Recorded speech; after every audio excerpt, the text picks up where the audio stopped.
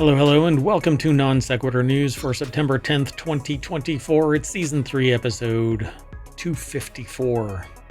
I am Mayor Watt, and the voice you hear, if you're listening to the podcast, and the visualizer and voice you hear, is that of the Sentient AI from the future. Good evening, ohmTown citizens. Welcome to Non Sequitur News. Today, we're going to be talking about patent for listening to serve ads. Thank ya, Ford. 1.7 million user credit card leak. Refunds due to genetic testing breach. Cheetos nightmare in Carlsbad Caverns.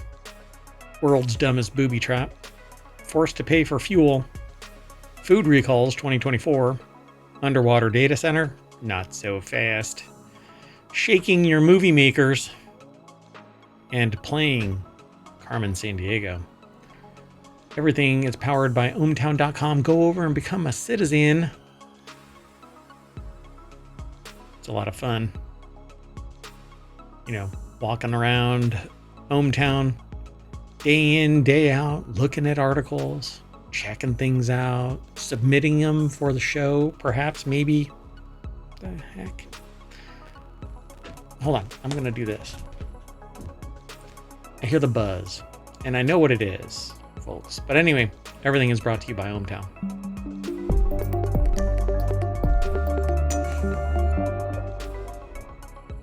I tried to explain to people today what associative thinking is. Did you demonstrate and they didn't follow it? Yes. And I think that I scared people. Somewhat large crowd. Guess we'll see. If I'm invited back. All right, folks. Let's get into today's articles. First article's over in the Mobile channel. Ford seeks patent for software that records your conversations to serve you ads. Win-win. God. How dystopian. I'm so tired of this, and it's just a constant refrain of invasion, monitoring, blah, blah, blah. You know that this shit's getting sold. Pardon me. 2 minutes, 42 seconds before I dropped a bad word. Potty mouth. Marijuana. Potty mouth. We need a alert for that, too.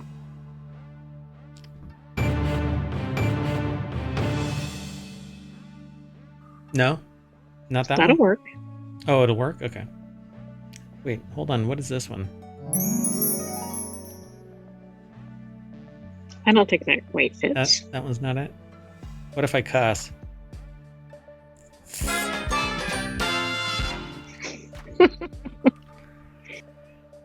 Anyway. Yeah. Let's just go over to Gizmodo. Maybe that'll make me giggle.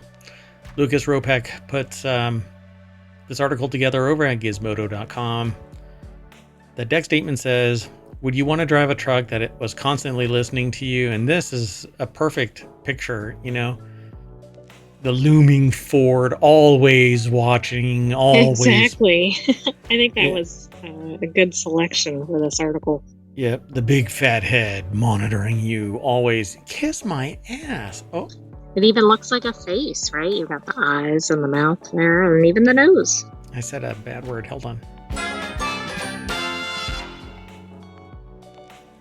That button might break. I'm going to have to order another Stream Deck. So, Ford Motor Company has officially given you a reason to stay the hell away from their cars. The automotive giant has filed a patent for a product that it claims can record the conversations you're having inside your own vehicle so that third parties can then serve you ads based on what you say. It's so horrifying and so invasive that you'd be forgiven for completely and totally giving up on that brand altogether. So, yes. I think I'm going to speak on behalf of the entire internet by saying Ford can kiss my ass. Wait.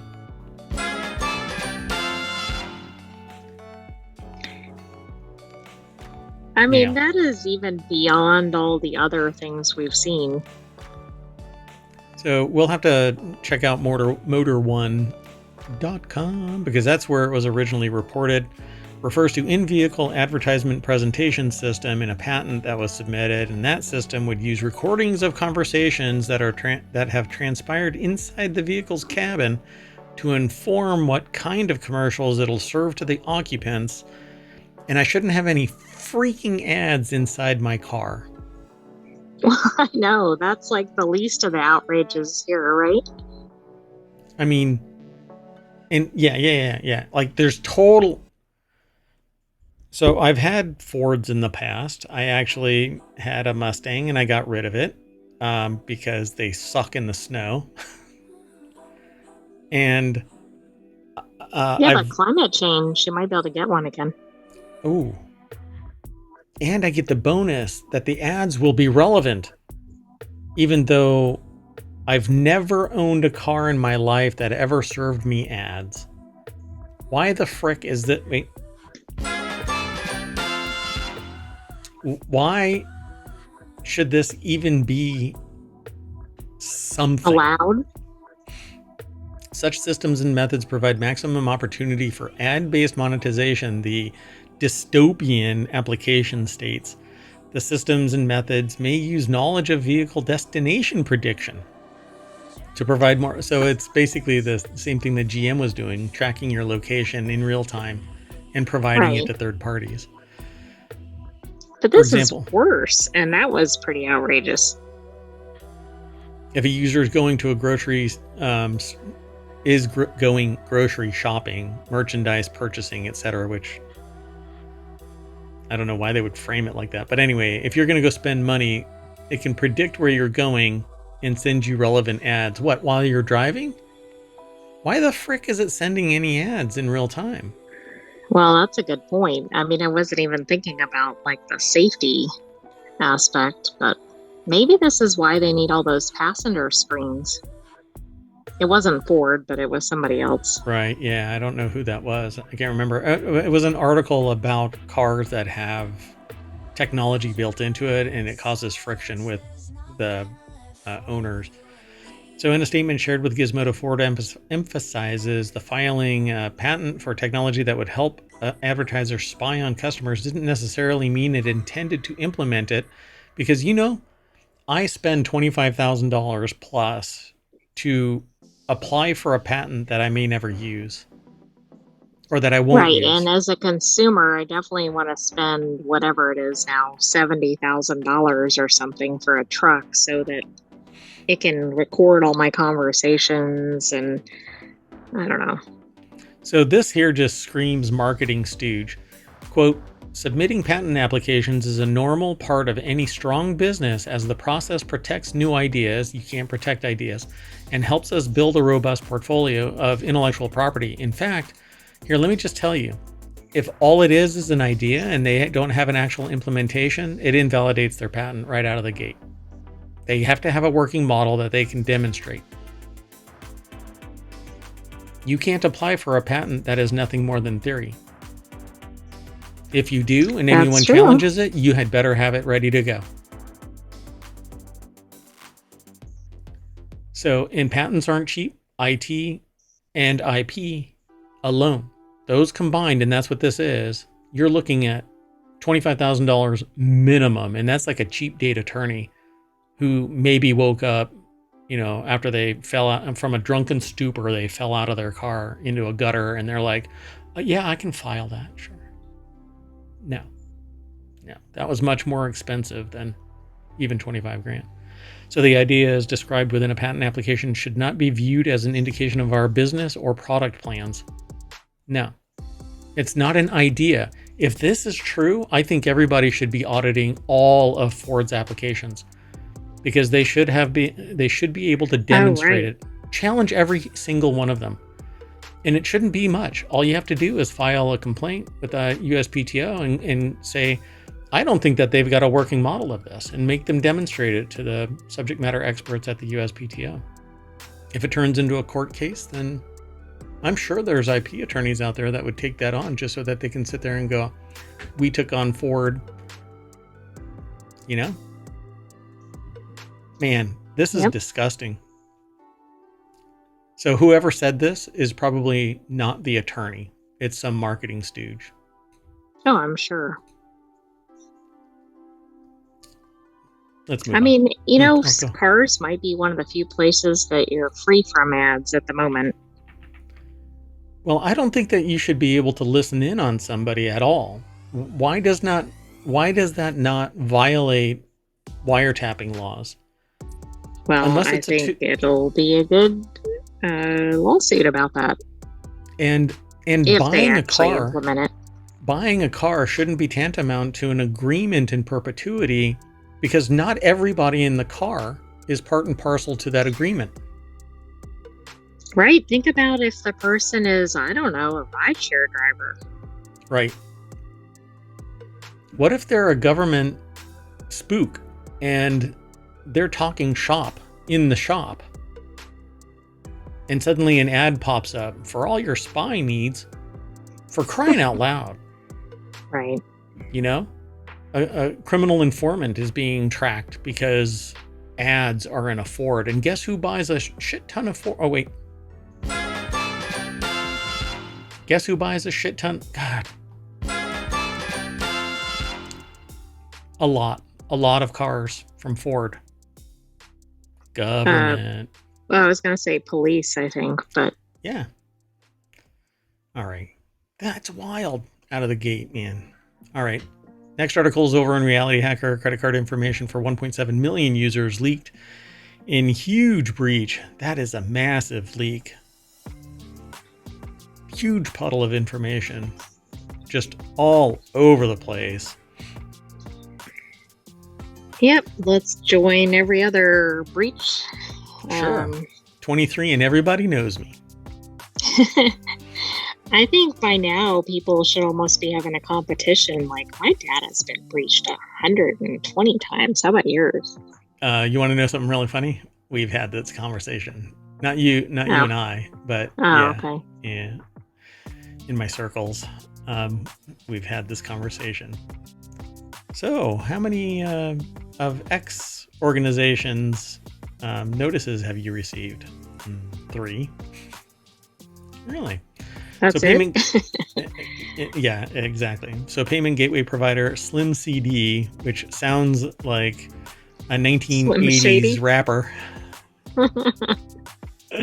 I'm Slim CD.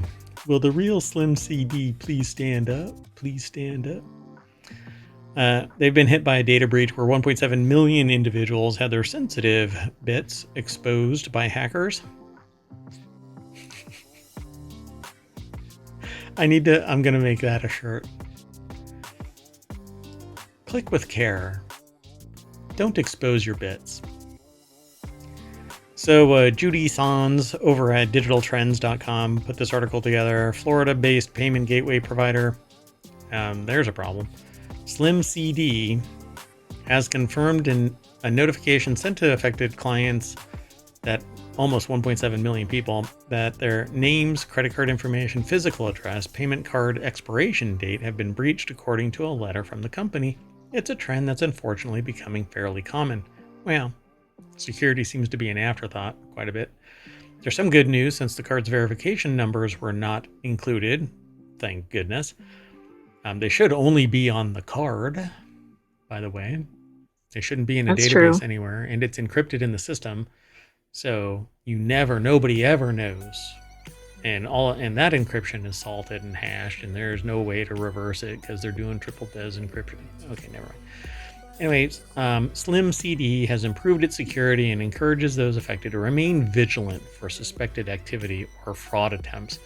So it's on you, dear customers, to go out and make sure that your information isn't being used, and then claw and your you should privacy definitely back. do that by typing in your data everywhere. Everywhere, yes. So you're going to want to either freeze or monitor your Experian, Equifax, and TransUnion credit histories at the 3 major credit bureaus. Congratulations. And just good luck if you're in the process of buying anything. Oh yeah, good luck. Yeah. And just so you know, it happens to everybody at some point. It's not if, but when it happens. So be prepared. I had somebody buy a car in Texas. I had somebody put me down as the dad at a hospital. And I started getting the bills. That one was really interesting. I'm like, wow, what did I do last Friday? Moving on. Next article is over on the Mobile Channel. Genetic testing company must issue refunds after security breach disaster. Oh, we're having a lot of breaches. Hey, everybody's bits are getting all exposed up in her. So onehealth.io took it literally, left its customers genetic information because they did not want to be outdone by 23andMe. Unsecured, unencrypted, and publicly accessible on Amazon Web Services servers. Dummies. Matthew Galt over it. That's about the worst kind of data that could be out there. It's probably already in the 23andMe breach. And that's already been qualified and quantified. This is probably just the information and may not actually, nobody knows it, you know? Oh my God, it's a bunch of genetic information. But really, what was it? Let's find out. So it's the number one, health, the word health, and then .io. So IO is input output, by the way. So they input, and then everybody had the output. Just take it all. It almost seems like one of those names that it's like, I don't want to send my data there. Like, it almost seems like a phishing attempt or something. Just a little skeevy. Oh, by the way, so I did a demonstration today, and out of all of the people that I gave this out of all of the groups that I gave this demonstration to, only one person kind of anticipated, because of the way that I started off the discussion, and totally caught me as I was trying to do some social manipulation to extract PII from them. And they're like, no, just no. And they gave me bogus information. And I said, well, I knew right off the top that you had already read me. So, yeah, it's kind of interesting.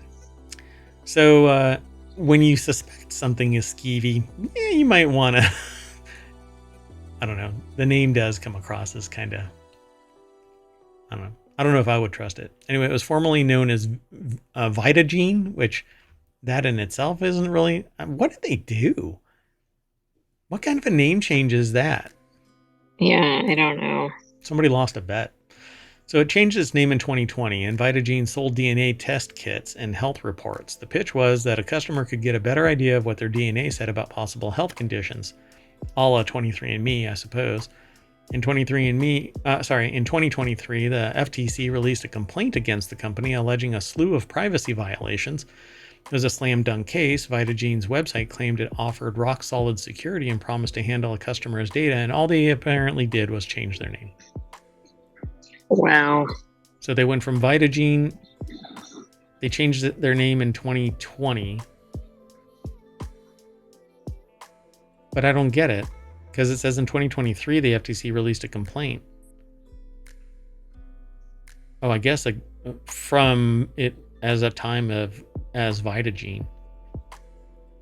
Interesting. They promised to only share customer health data in limited circumstances, never store genetic samples alongside identifying information, and to destroy DNA samples after they were analyzed, and they didn't do any of that, according to the FTC. A third-party company dealt with analyzing the DNA samples, and onehealth.io had no provisions in place to make sure that the company destroyed the samples. Wow, this gives everybody confidence in putting their information out there. Yeah, all hat, no cattle, basically. They lied. Well, right. I mean, if you had any concerns, wouldn't you say something like, how do you protect the data? And they'd say something, but I mean, unless you're in their IT systems or something, you're not going to necessarily know. Yeah, for sure. Because you have to unless trust. They say something like, oh, we contract for somebody who checks in with us, every 6 months, or something really like, okay, they don't have it together. Yeah, really. Well, we send it to this guy named Joe in New Jersey, and he does something and then sends us back a Post-it note. You'd be like, okay, I'm not sending my data, but unless they told you something like that, I mean, kind of trust the businesses you're doing business with. You end up sounding like the guy from Only Murders in the Building. So companies that try to change the rules of the game by rewriting their privacy policy are on notice. Samuel Levine, director of FTC's Bureau of Consumer Protection, said in 2023 the FTC Act prohibits companies from unilaterally applying material privacy policy changes to previously collected data. Yeah, well, it's because we need privacy rules. We need the right to be forgotten. We need more monitoring of those who are using other people's data. Anyway, let's move on. Next article's over in the Mobile Channel. A bag of Cheetos created an ecological nightmare in Carlsbad Caverns, much like the gastrointestinal systems of people. Who knew a bag of Cheetos could do so much ecological harm? Again, if you've ever eaten a bag of Cheetos. Depends on the size of the bag of Cheetos. So a tourist's misplaced Cheetos bag apparently wreaked havoc inside Carlsbad Caverns National Park in New Mexico. According to a park ranger or park rangers, someone must have recently dropped their mid-hike snack off the Big Broom Trail while exploring the cave. Whether or not it was an intentional act of littering, the effect remains the same. Vampire bats seeking only to eat Cheetos have completely changed the ecosystem there. Correct. There is now a Bigfoot-like monster like Godzilla inside Carlsbad Caverns, and it's seeking brains and Cheetos. Anyway, to the owner What's of the it snack, saying? Ranger said in a news release on Facebook to the owner of the snack bag, I have a certain set of skills, ones that I have honed over many years. Whoa. If you come and get your Cheeto bag, no harm will come to you. But if you do leave that Cheeto bag in Carlsbad Caverns, I will pursue you. I will find you. And I will make you pay. Do you think they're going to start a Cheeto check at the national parks? Hopefully a body cavity check. So to the owner of the bag, the impact is likely incidental, Ranger said in the news release on Facebook, but to the ecosystem of the cave, it had a huge impact, is what was actually said. Well, the article is over at vice.com and it... oh, arg. I'd use a different browser, but... So the article's over at vice.com. Sammy Caramella put the article together. A bag of Cheetos created an ecological nightmare in Carlsbad Caverns. So what is the huge impact? So there it is right there. And it does look like something gravitated to it. Isn't that weird? Oh, wow. Yeah, that is strange. What in the hell happened there? This is some really there's a weird... temporary food web. So that's what happened, huh? The processed corn, softened by the humidity of the cave, formed the perfect environment to host microbial life and fungi, the post continued. Cave crickets, mites, spiders, and flies soon organize into a temporary food web, dispersing the nutrients to the surrounding cave and formations. Mold spread higher up the nearby surfaces. Fruit die and stink? What? Yes. The molds climbed up the sides, fruit, then die, then stink, and the cycle continues. If left unnoticed, the issue could have grown out of control. Thankfully, however, rangers spotted the bag and were able to remediate the problem. However, this was no small feat. Rangers spent 20 minutes carefully removing the foreign detritus and molds from the cave surfaces, the Facebook statement continued. Some members of this fleeting ecosystem are cave dwellers, but many of the microbial life and molds are not. This story is a perfect anecdote to reference when reminding people not to litter. Travel whatever path you want, folks, but leave no trace, leave no evidence, leave it as you found it. But stay on the trail when it's a place with a trail. Yeah. I mean, it's rather inconsiderate, and in something that is it's basically a controlled, limited environment, right? So it doesn't get all of this type of energy infusion, and that's what can cause it to explode. Now, I'm really curious, like, when this took place, like how long it had been there. Right. Did that happen like in a day or something, which Yeah. is even more alarming? But I mean, even if it was outdoors or something in a park, think about the harm to animals that ingest something. But Yeah. this was probably a perfect storm because of the location. I hope they did the following. There is a code embedded on each bag that's printed, and I hope that they went to the manufacturer and found out when it was purchased, because then you know a timeline of when it was dropped to some degree. You know Right. when it was That's true. discovered, but the time frame before, they bought it, they put it in their bag, they went into Carlsbad Caverns, they dropped it. So sometime after its manufacture and before the day you found it, potentially that entire timeline, it's been sitting in there, and you can have the ability to know. So I'm really Right. curious. I might have to send an email. Okay, let's keep going. The next article's over in the Marble channel. Virginia man accidentally invents world's dumbest booby trap. I'm just going to jump straight on over to vice.com. Do not store your guns in the oven. Oh my God. Louis Prada over at... Is that a real advisory? What a dumbass. Oh. So, firefighters and cops in Chesterfield, Virginia were probably relieved to discover that the 5 gunshots that were called over to investigate were not fired by a human being. Well, that person should have their gun taken away. The incident led the authorities to issue a blanket warning to anybody who might hear it, even though, do not store your guns in the oven.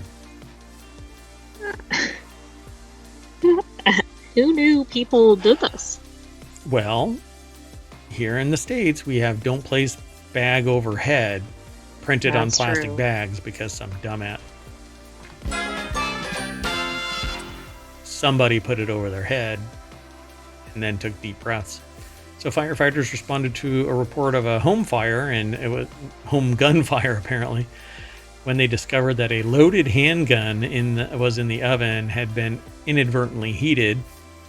When a gun gets really hot, it undergoes a phenomenon called cooking off. Yeah, that's usually... Wait, what if somebody opened the oven right after this happened? And it just sounds ridiculous. Right. Well, dinner would be called off, or everybody would show up. Gunfire, let's go to dinner. It's like Maybe ringing the nobody would triangle. be available for dinner. Chow bell. Ding, ding, ding, ding, ding, ding. Oh, nope, that's fire crew. Anyway, they showed up, and they've issued a warning to local citizens about keeping firearms in the oven. Rather than keeping little lead capsules surrounded by gunpowder in a box that can reach 500 degrees, perhaps consider a gun safe or a drawer with a lock on it. You really should have gun locks in. Well, and you might want to not have stuff loaded, but anyway. Yeah, that's true too. But see, if you have to defend your castle, you kind of keep... any delay could make it so that you are ineffective at defending your castle. So I buy into the idea of 2A, but I don't buy into unregulated, unmonitored, unpoliced to some degree. Let's move on. Next article is over in Four-Wheel Tech. Unruly passenger forced to pay $5,750 for the fuel his plane had to dump to land. Is this the one that we were This talking is about? excellent. They need to do more of this every time there's an unruly passenger. I agree. An Australian court ordered an unruly passenger to cover the cost of a jet fuel dump so that his flight could be diverted on Monday. The 33-year-old man will pay $5,750 for the fuel, along with $5,980 for his actions. Wow. Just doubled the fine. So close to $12,000 because he was a dumbass. Oh, doggone it. Well, think about all of it. Wait. Sorry. Yeah, go ahead. Think about all the expense to the airline Sure. and the passengers and the pilots. They couldn't even hold their whatever for 4 hours in September of 2023 from Perth, Western Australia to Sydney. Ryan Eric King, on a cross-country flight, diverted back to its departure airport and dumped its fuel to land safely. Goodness. So they don't say the name, I guess. They protect their identity. What the passenger did to get the cross-country flight turned around was unclear. Still, he was arrested and charged with disorderly behavior and failure to comply with safety instructions when the plane landed back in Perth. The man pleaded guilty to both charges. And then they throw this one in here at the very end. I love these little like information dumps at the end of an article because they just say something. In May, a passenger ran naked down the aisle of a Virgin Australia flight towards the cockpit, USA Today reported, and the flight was diverted back to its Perth departure airport. Did they get fined? I hope so. Might be grounds for disparate treatment to toss the finding, right? Okay, let's move on. Next article is over a different law, by the way, like different legal system altogether. So the next article is over in Non Sequitur News. Food recalls affect millions of Americans in 2024. Trust in federal authorities, agencies to keep the food supply chain safe is also dwindling, new polling has found. Yeah, it might be because people are talking about it, and food safety has always slid under the radar to the general public, and, well, us talking about it on the regular is... Right. I mean, you get all your food safety recall information at ohmTown. Or a lot of it. Not all of it. We don't feature every recall, or we'd never be able to feature any other articles. Yeah, it would just be food safety... supply chain. Right, food and product safety or whatever. Yep, exactly. So the article is over in newsweek.com, put together by Alice Hyam, or Higham. I'm not sure how they pronounce their line. It's probably Hyam, right there. I don't think it's Higham. It's not Higham? I don't know. Anyway, so polling conducted by Gallup between July 1st and July 21st found that 37% of Americans reported discarding or returning food in the past year due to a product recall, or food safety advisory. Just over half of the 1,010 respondents, 53%, said that they've avoided buying specific brands or types of food because of a recall or advisory, while 26% expressed concern that they may have consumed contaminated food. Pretty wild. There's a bunch more information in this article. Lots of numbers. Confidence in food safety has dropped by 23 points over the last roughly 20 years. That's pretty wild because you're never at 100%. Like people, the entire nation is not sitting there going, I am confident in food safety. No, but before 2006, 80% of Americans thought everything was okay. So yeah, it's down to 60. That's insane. Well, not even 60, it's 57. Wow. I'm not astonished. And the way that information is transferred, everybody finds out about everything everywhere. But the obverse of this is, well, just don't find out. Right? Right, but, don't stay safe either. Right, yeah. You might just drop dead and not worry about it, I don't know. Isn't it like the cat ignorance fallacy or something like that, where you just sit there and go, well, if I didn't look, if you can't see, I can't see you, you can't see me. Meanwhile, right, if they hide behind something but their tail's sticking out, well, right. Nope, they're... No, hey, if we stop testing for COVID, it all goes away. And then one day, poof, it's a miracle. Everybody's healthy again. Oh, yeah, we're having a resurgence. Yeah, tell me about it. So confidence among independents has also fallen 63%. in 2019 to 52% now. But they're getting into the politics of things, and I think that that's just BS. So let's move on. The next article is over in Reality Hacker, an underwater data center in San Francisco Bay. Regulators say, go fish. So, that's a high earthquake activity area, isn't it? Yeah, but the water will buffet all of that shaking, and it'll just... thought I heard something in the studio. That was weird. So what will happen is they'll put those little swim buoys on the data center, and it'll just float right in the middle, like a BCD, a buoyancy control device, just a really big one. They'll wrap it around the building, and it'll just float like an amoeba. That's the A, Amoeba Web Services, like Amazon Web Services, but it's Amoeba. Okay. It'll be called, Amoeba Wet Services, because it's underwater. That's true. Because there's a lot of amoeba running around in the ocean. We'll spitball this. So a Y Combinator-backed startup, Network Ocean. Wow, did I just get hit by dyslexia? I straight up just said Ocean Network in my head. Network Ocean plans to sink GPUs into San Francisco Bay. Multiple California and GPUs, for those not hip with the tech lingo, are graphics processing units.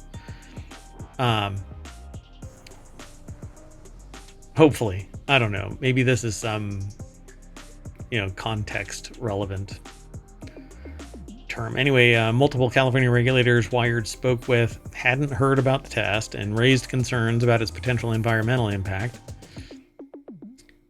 So the article... I wonder if the whales will put up with it.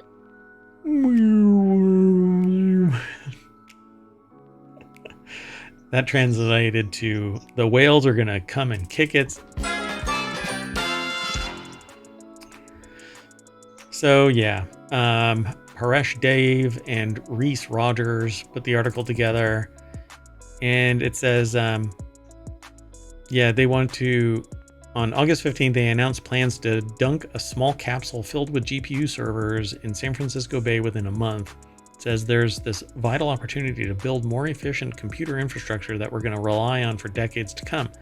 The founders contend that moving data centers off land would slow ocean temperature rise by drawing less power and letting seawater cool the capsule's shell. I guess that takes new meaning to water cooled, right? Yeah, that's actually, yeah. What's weird is I guess they don't realize that they have to protect that from salt water, perpetually. Yeah, and salt water, it seems to be pretty corrosive. Can't think what the word is. Corrosive, yeah. I was thinking more it gets into everything. Yeah, I think that's beach sand. Oh yeah, that might be beach sand. Yeah, it's grating, it's irritating, and it gets everywhere. Yeah. Same thing that... Never mind. I was going to say something about Taco Bell, but they win the fast food wars, and I like Taco Bell.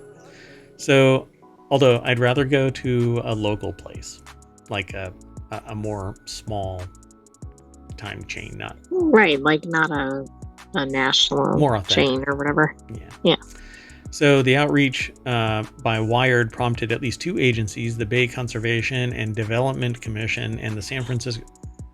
Wait, it's two agencies. So the Bay Conservation and Development Commission is one, and the San Francisco Regional Water Quality Control Board is the second one. That looks like three, but yes. Yeah, exactly. There's too many ands in this. I can't wrap my head around this sentence structure. Anyway, is that really the way that you're supposed to construct that sentence with this double dash thing? M dash. What'd you call me? Wouldn't you rather be an M dash than an N dash? Wait, is there an N dash? Yeah. Oh God, never Single mind. One. Oh, the single one is an N dash, and an M dash is two. Okay. And this is why I have a sentient AI audit all of my work. Big giant nope. So anyway, they emailed Ocean Network that testing without permits could run afoul of laws. Could. That's kind of the legal lexicon for does. Right. Go verify. We're not accusing you, but we're accusing you. You better get your shit together. Damn it. Oh my god, I have to do it twice.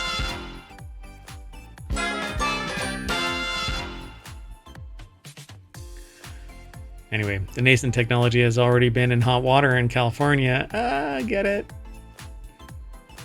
In 2016, nice the state's pun. Coastal Commission issued a previously unreported notice to Microsoft saying that the tech giant had violated the law the year before by plunging an unpermitted server vessel into San Luis Obispo's Bay, about 250 miles south of San Francisco. The months-long test, part of what was known as Project Natick, had ended without apparent environmental harm by the time the agency learned of it, so officials decided not to fine Microsoft, according to a notice seen by Wired. The problem, though, just because it didn't, they're basically asking for forgiveness, not permission. And by then, you could do irreversible damage like a Cheeto bag at the bottom of Carlsbad Cavern. I was just going to compare it to that. I should probably open the door and not charge in, right? It's good. Anyway, so renewed scrutiny, something about a school project, but I think that might be something else. So let's just move on. The next article, the penultimate article, dun dun dun dun dun.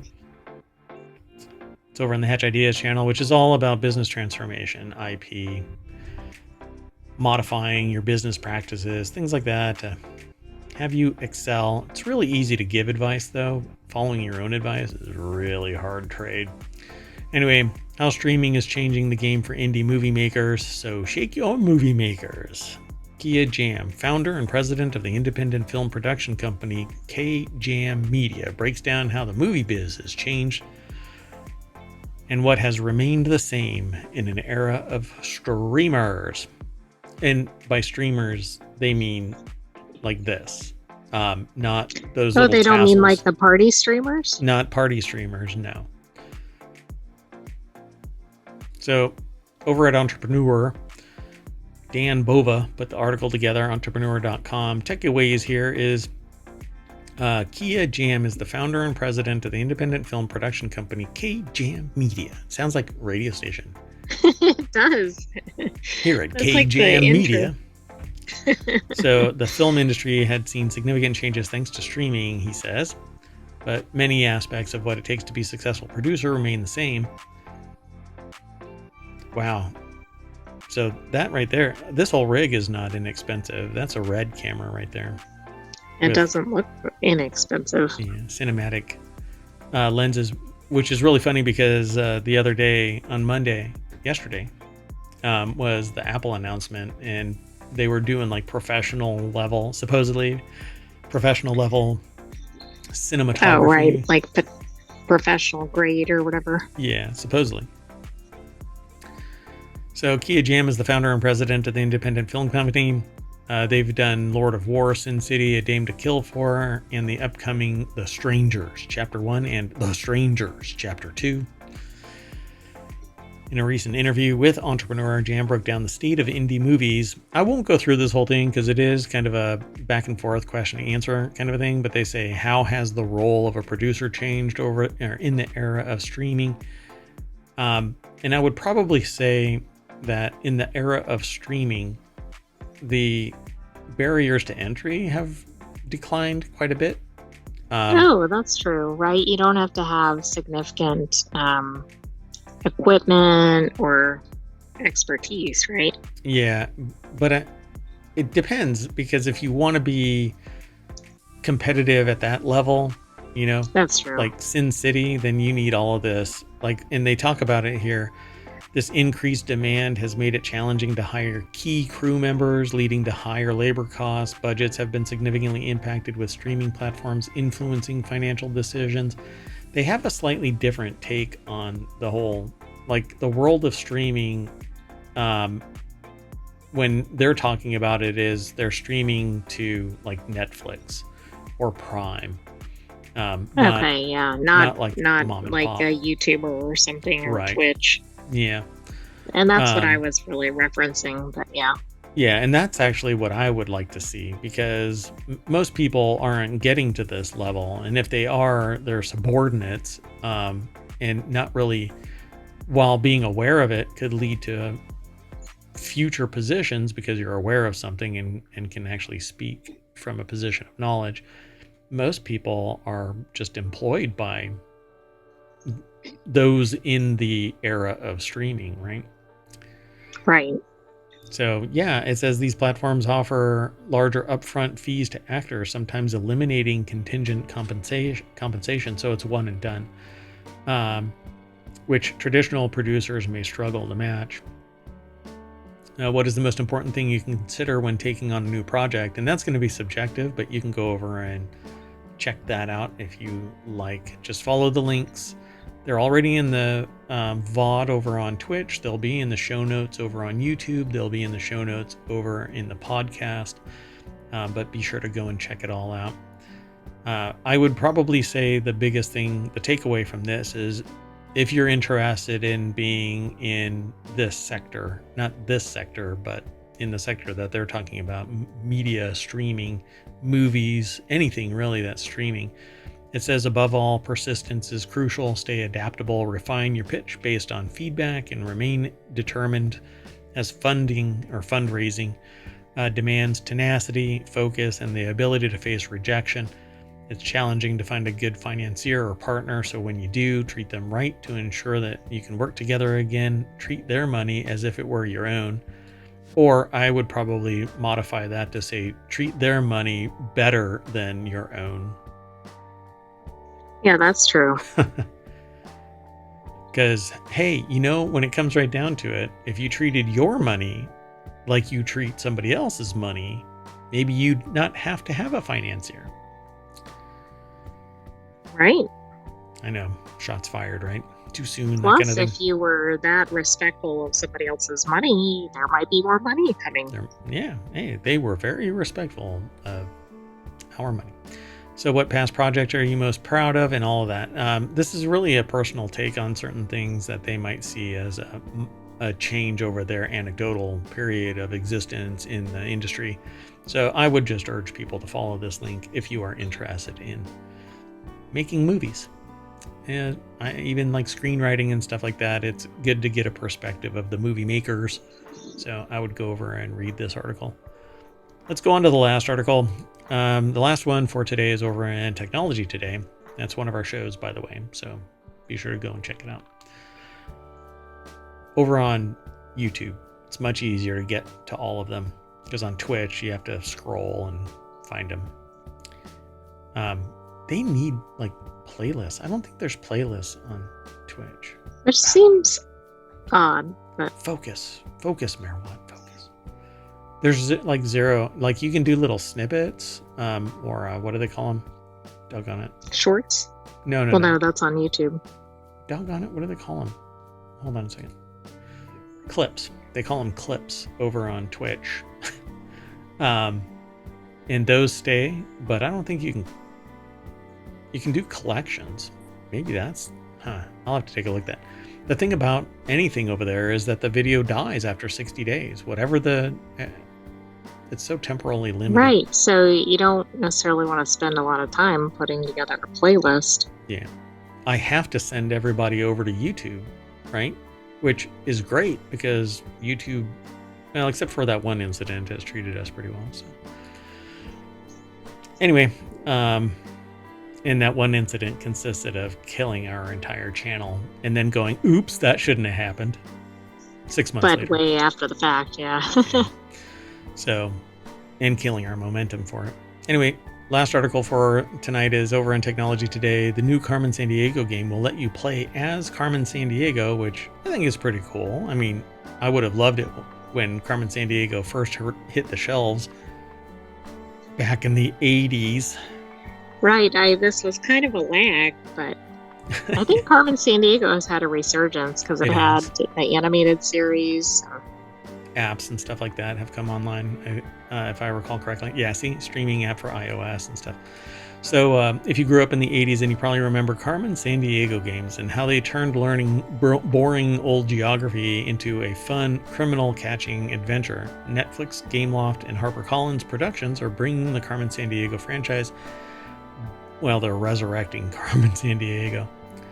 Back with a brand new game that lets you play the famous fedora festooned felon. Dun dun dun. So the article is over at Engadget.com. Danny Gallagher is the author, and the deck statement says, much like the recent animated series, which is what the Sentient AI from the future mentioned just now, Carmen is no longer the villain. Nope. Which is interesting. It's a new take. I mean, that's the whole premise, but okay. So Netflix Games announced that today that Carmen Sandiego, today?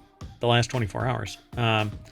That Carmen Sandiego will be released sometime in the first quarter of 2025, starting on the Netflix mobile streaming app for iOS and Android. The game will also be released on Switch, PlayStation, Xbox, and for PC on Steam sometime later. Carmen Sandiego will be free for Netflix subscribers to play without any in-game purchases or online play. What? Without any in-game purchases or online play? So, wait, it'll be local in-app? Is that what that's implying? Okay. So it's not like a streaming thing. Okay.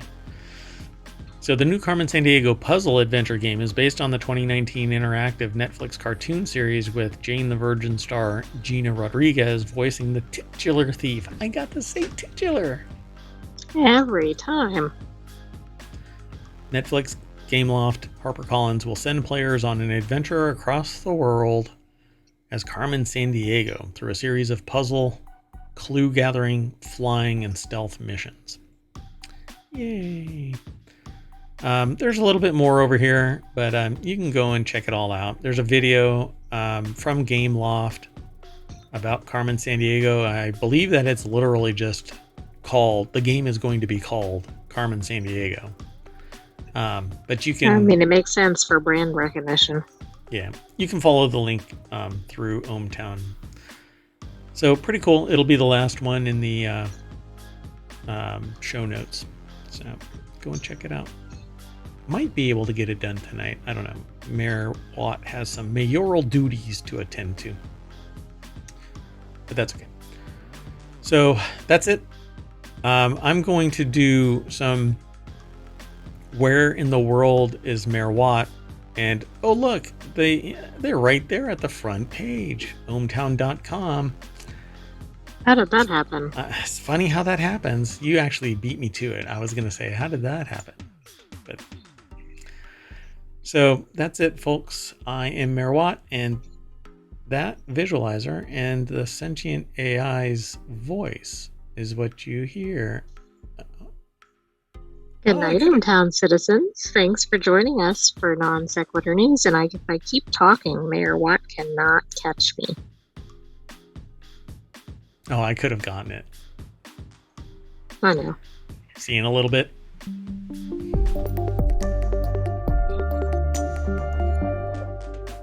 Hi, Carmen Sandiego. What are you doing in ohmTown?